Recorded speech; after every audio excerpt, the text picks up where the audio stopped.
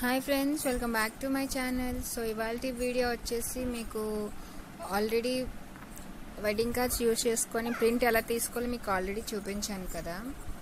So నేను తీసుకున్న ప్రింట్ని embroidery చేసి మీకు చూపిస్తున్నాను. సో ఎంబ్రాయిడరీని ఎలా చేశాను అన్నది ఈ వీడియోలో మీకు వస్తుంది.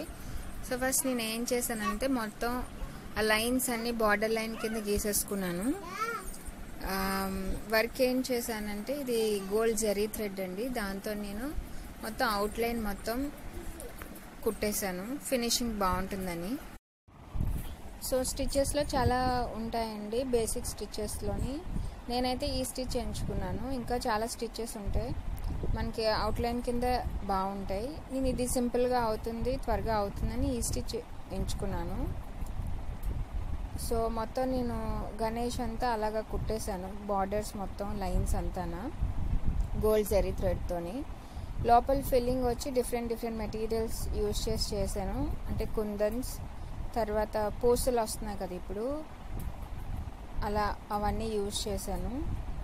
సో అలా కుట్టేయాలి. సో ఏదైనా మనకి ఫ్రేమ్ ఫిట్గా ఉండాలండి, ఫ్రేమ్ ఫిట్గా ఉంటే మనకి ఎంబ్రాయిడరీ కరెక్ట్గా వస్తుంది. సో చూసారు కదా ఇది ఎంత బాగా వచ్చింది కదా. సో దీనికి నేను లోపల ఫిల్లింగ్కి పూసలు వాడాను, వేలాడే పూసలు వస్తున్నాయి కదా గుత్తు పూసల్లాగా అవి.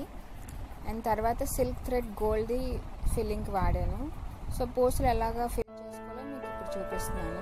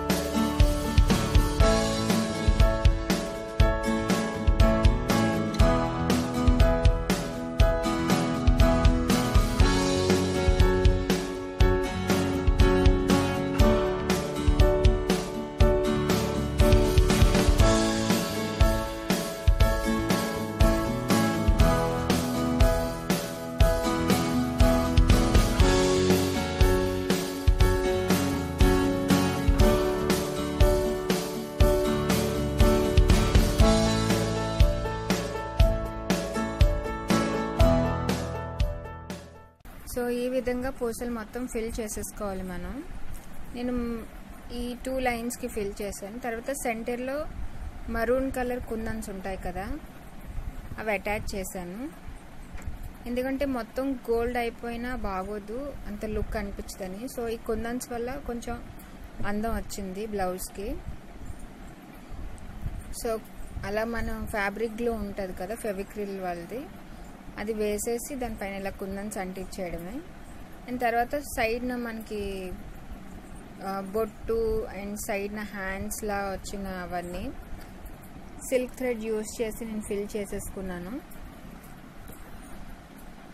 సో మనకి పూసలు ఆల్రెడీ కుట్టేసాం కాబట్టి పూసలకి కొంచెం చిక్కులా పడకుండా చూసుకోండి థ్రెడ్.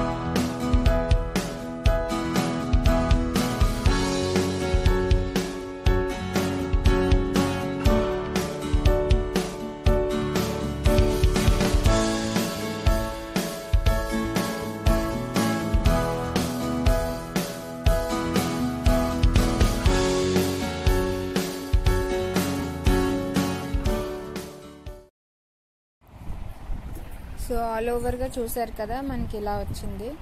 సింపుల్ డిజైన్ అండ్ నీట్గా ఉంటుందండి. ఇలా మనం సింపుల్గా చేసుకోవాలి, త్వరగా అయిపోవాలి అన్న ఎంబ్రాయిడరీకి మనం స్పెషల్గా పెద్ద పెద్ద డిజైన్స్ ఏవి చేయించుకోక్కర్లేదు బయటన హెవీ కాస్ట్ పెట్టి.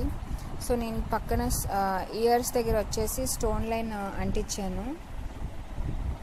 స్టోన్ లైన్ అంటించడం ద్వారా కొంచెం మనకి ఆ షైనింగ్ అన్నది లైటింగ్లో బాగుంటుంది. సో పూసలు డిఫరెంట్గా ఉన్నది కదండి, పూసలు ట్రై చేసి మా పాపకు వేసాను ఇది. సో ఎలా ఉందో నాకు కమెంట్స్లో చెప్పండి. Please subscribe.